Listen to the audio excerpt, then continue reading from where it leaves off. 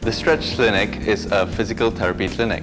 We focus on three components of your health and well-being: optimizing performance, pain management, and rehabilitation using a range of treatment strategies, including physiotherapy, osteopathy, remedial massage, and others. We treat everyone from infants, office workers, athletes, and the elderly. We are the specialists in neuromuscular conditioning through active isolated stretching. All our staff are trained in this holistic approach in treating clients. If you are looking to improve your performance, reduce pain, or recovering from a surgery or an injury, make a booking with us now. Hi, it's Coach Mike on the mic. Welcome to this episode of For the Love of Exercise. With me today is Dr. Kenny Wong from the Stretch Clinic. G'day, Kenny. Thank you. Thank you for having me. You're very welcome. So, Kenny, we've seen the Stretch Clinic at many common events. Yeah. And actually, we have many common athletes as customers, which I think is a really good thing, because athletes are discovering that an ounce of prehab is better than a pound of rehab.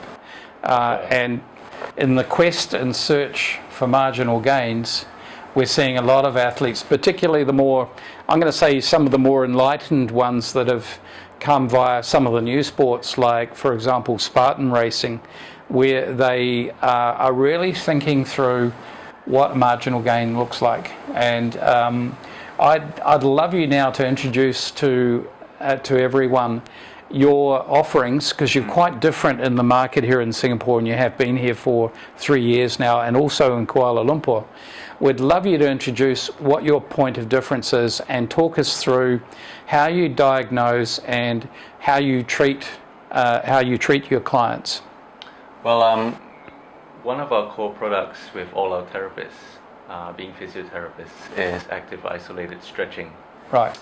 And it's, in a nutshell, it's basically neuromuscular conditioning, Right. where we trained your brain to sort of function with range of motion through mobility. But the approach that we have in terms of how we treat someone that walks through the door is really just looking at the inflammatory markers that happen in the system. And what I mean by that is to understand what's causing stress or what's causing pain.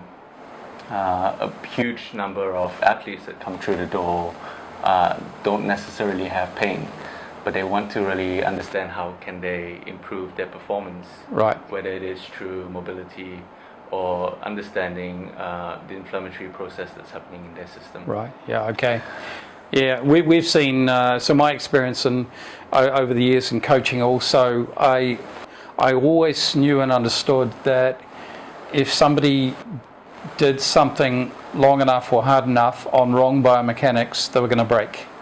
And it was always our mandate to keep people on the right side of healthy, and also to look for folks to partner with like yourself, in order to help them unravel things that we weren't, professionally capable of doing, and that was going to be goodness for the athlete. Now, we talked earlier offline about a certain type of athlete that has the ability to really hurt themselves because their pain tolerance is very high. Yeah.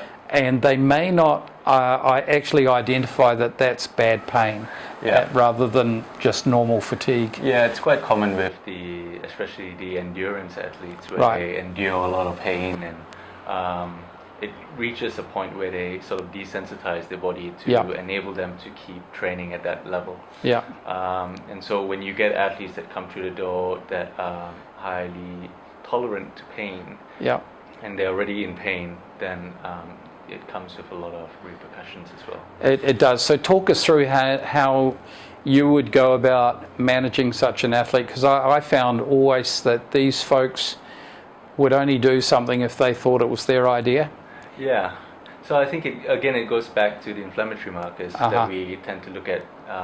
Looking at it from I know it's really common when people talk about a holistic approach, but we work with various different doctors inside and outside the clinic as well, with regards to gut health, for example. Yes. I Yep. think that's a really big one. In terms of inflammation, what's causing the inflammation? Is it through stress when you can't sleep?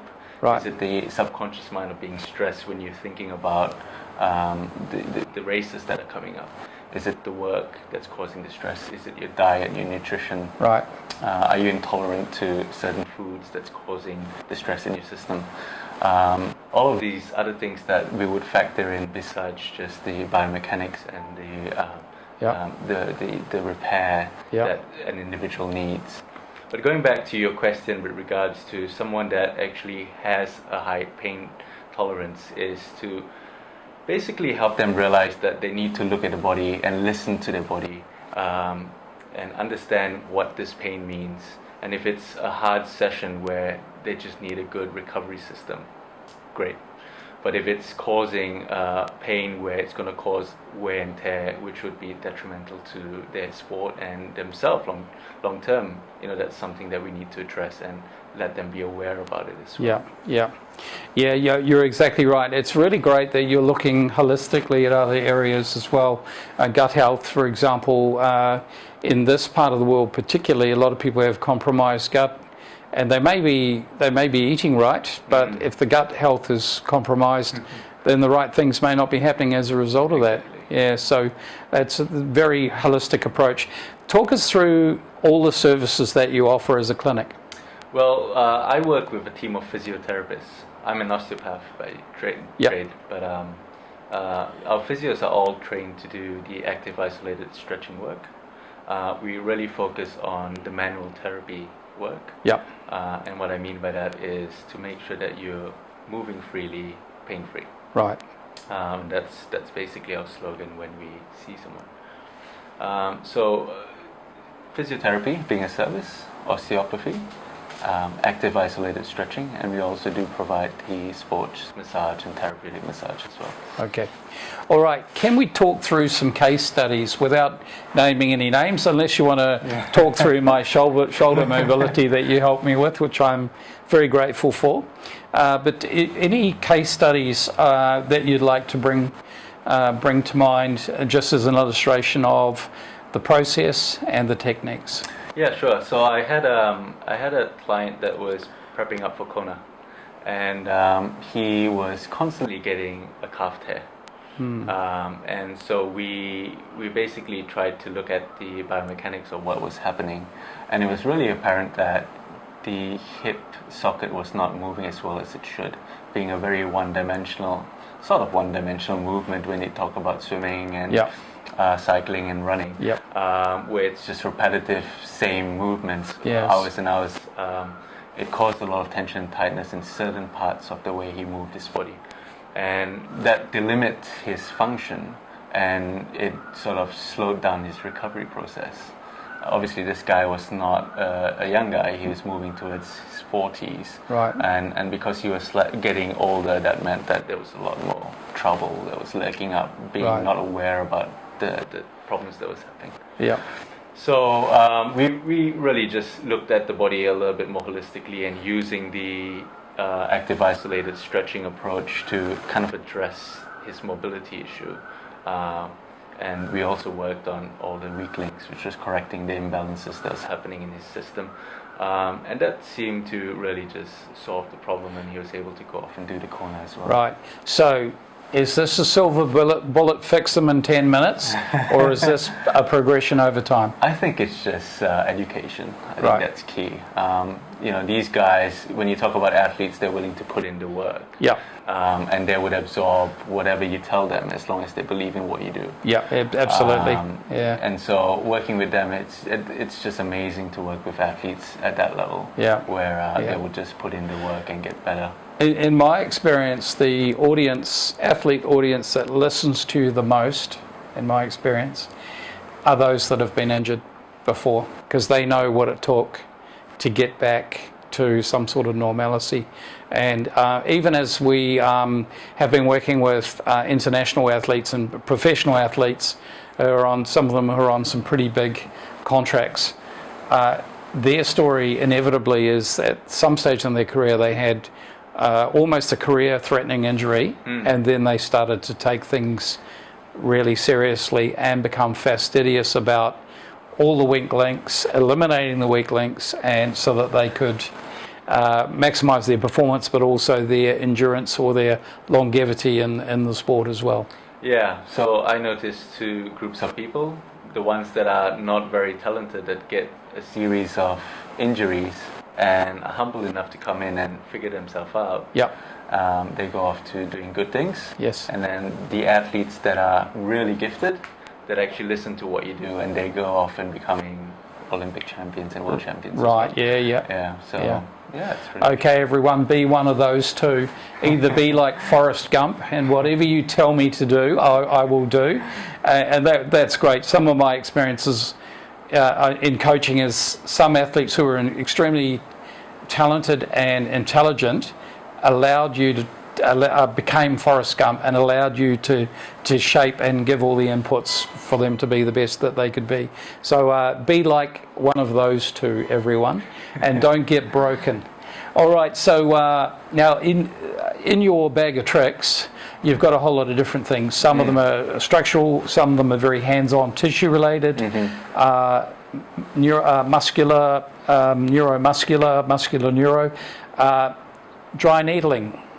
And the TCM elements to therapy. When has that been a recent approach from you? And I've been using it for a number of years. I've evolved the way I use it as a treatment. When would you make a call? And it's not a drastic call, dry needling, but when would you tend to favour one technique over another? What sort of scenarios, for example? Well, with the dry needling approach, for example, I generally will use needles when it comes to acute pain. Right. So when people are in a lot of pain where I can't even really touch them, I can't really move them, I find the needles just calm the nervous system down. So the endorphin hormones is released during that period of time, and it just calms everything down, and then I go, okay, now I can work again. Right. So that's the group of people that generally would use a dry needling approach as my first suggestion. Yep. They are people that would come in and had really good results from the acupuncture dry needling approach. And those are the people that would be more receptive to using the needles as well. Okay. So I would use it on them as well. Alrighty. Let's talk about trends in Singapore. Now, in the 20 years I've been here, so if you asked someone 20 years ago, what did you do on the weekend, you probably would have got an answer along the lines of shopping, eating, or movie. If we move 20 years further forward now, you're likely to get an answer of marathon, half marathon, full marathon, triathlon, Spartan race, and the list goes on. What have you seen? What trends have you seen? And I would say you're probably at a point where you can almost predict what sort of folks are going to walk through the door. So let's talk about trends and trends in treatment. Well, in context of Singapore, you still have a lot of marathon runners, distance runners that would come in with the common knee pain, Achilles tendon pains, plantar fasciitis, and occasional low back, hamstring, quads, sort of. Good old flat feet.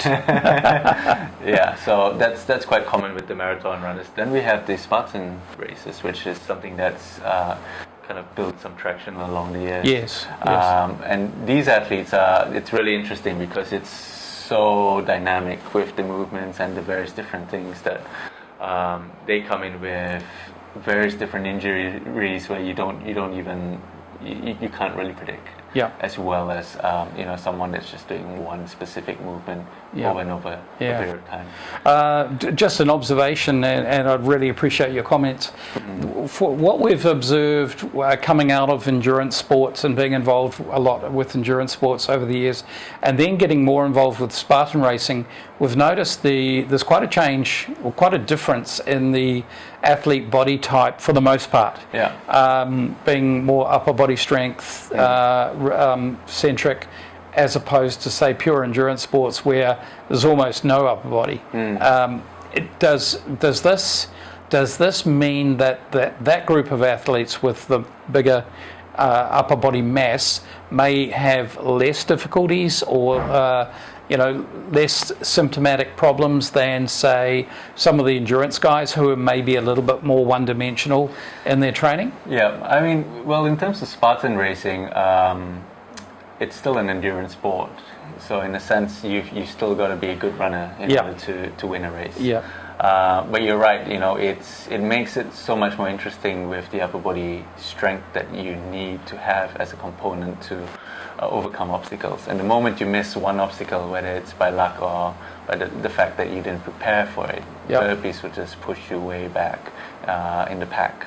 Which means if you overcome an obstacle or you miss an obstacle, it could be a make or break with regards to getting that podium. Yeah. So it's really interesting in terms of how that's kind of like tackled.